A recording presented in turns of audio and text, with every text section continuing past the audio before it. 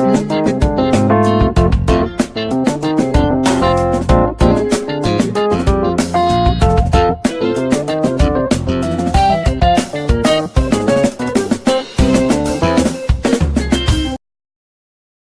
everyone, you are welcome to Anchor Network where you get reliable and authentic news that are so crucial to you.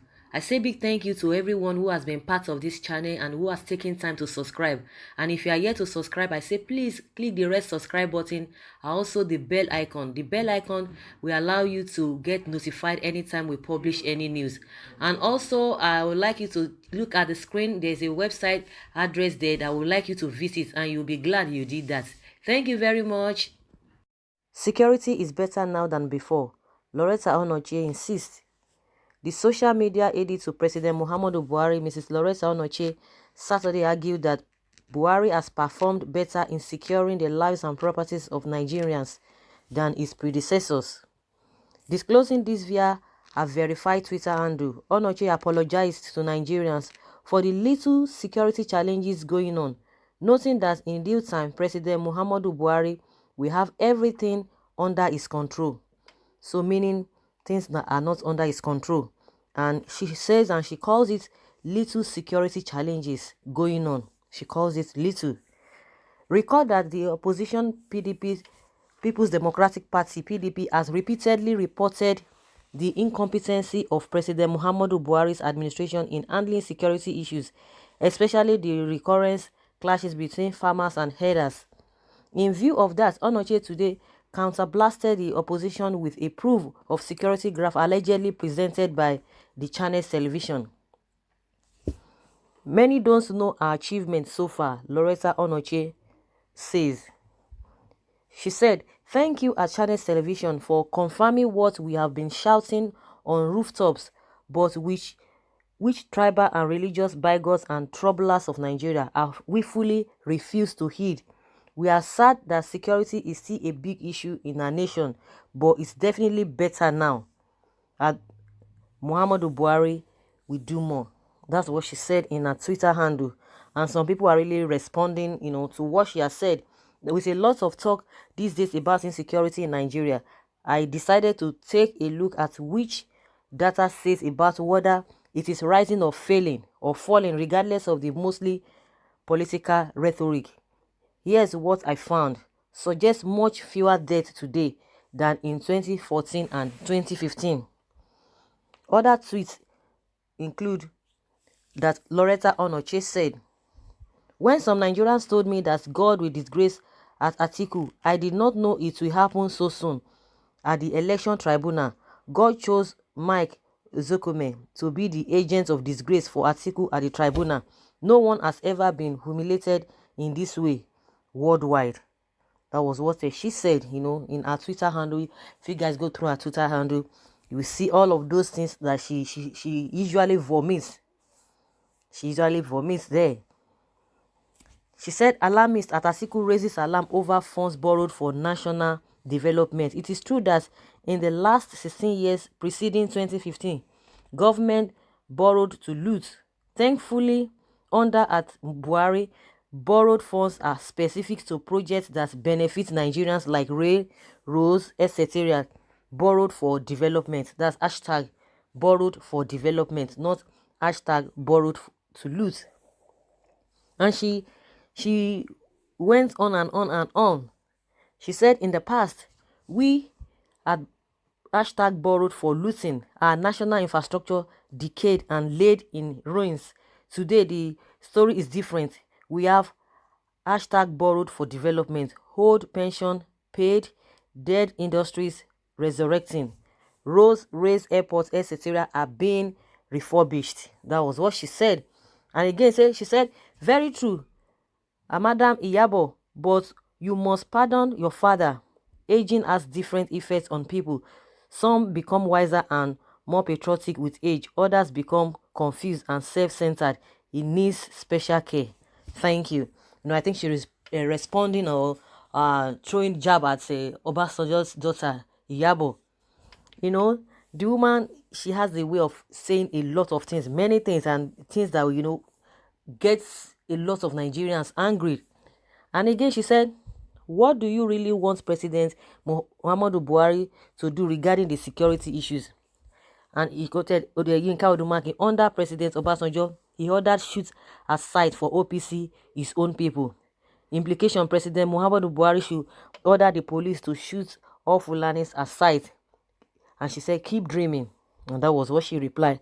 Say, we cannot continue to hide our heads in the sand like the proverbial ostrich regarding the existence of state governments and their constitutional responsibilities to citizens. Neither can we continue to pretend that local governments have no responsibilities to their people.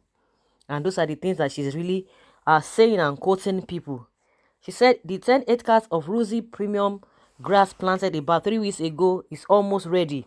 With this, we can feed the cattle all year round, as the grass is drought resistant and can last 60 years if properly managed. Nigeria will be solved, and the problems of Nigeria also will be solved. You know, she's just saying kudos to the president. You know, she's saying a lot of things and a lot of good things. His name is Abdullahi Abubakar. Imam is a typical Nigerian. Nigerians are known to support each other irrespective of tribe and religion. He hit 300 Christians, men, women and children in a mosque in the outskirts of Jos during the 2018 crisis in Plateau, saving their lives. You know, the man that they just raised, that was given an award by the US government, you know, for rescuing and saving the lives of Christians. You know, those are the things that, you know, Onochie is tweeting, you know, tweeted on her Twitter page, talking about the good things that, you know, that has really happened under this present regime. Of course, at times I don't really, it baffles me when people do blame this woman. Of course, definitely a lot of people want to criticize what she says, but in another breath, they don't even need to say anything. They should not even expect list from her, because she's working for her boss, and there is no way somebody who is working for somebody in this our climb, in this our country, especially Nigeria, because we can't even speak for Africa as a whole. But when we talk about Nigeria, you know, a lot of high services just all over the place, and you'll be surprised that, and it's not, you can't even be surprised, because this kind of person, when she goes back behind the government or behind the president or behind her boss, she will say something different.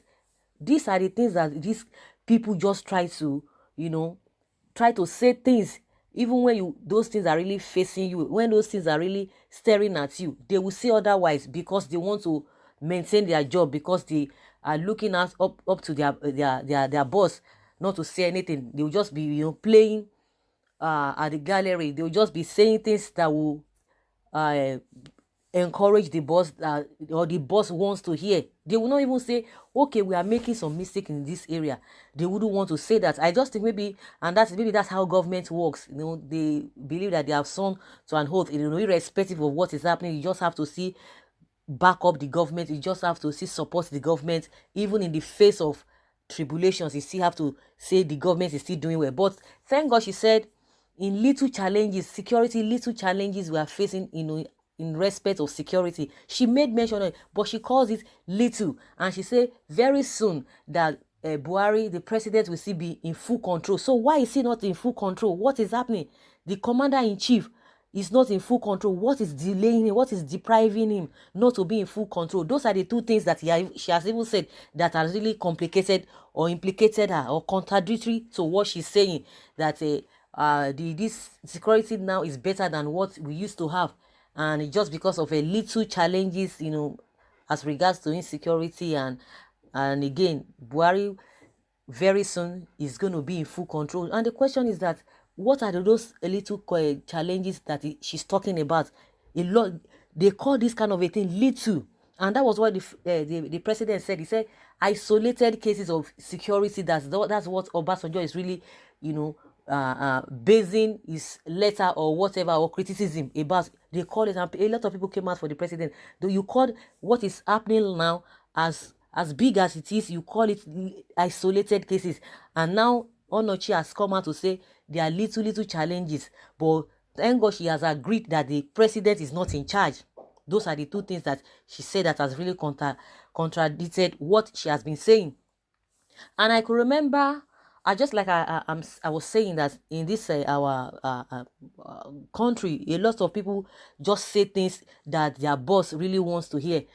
Behind them, they say things differently because these people want, if they are not in government, they will not be saying this such thing. I remember the secretary to the state of United States that even Trump himself employed, appointed to work for him. But the man was bold that even when he saw that this man is not doing the right thing, there are some things that this man is doing that are not really too right. There was a name he called Trump, and I could remember the man came to Nigeria for an assignment, and that was when he heard that he has been relieved of his job.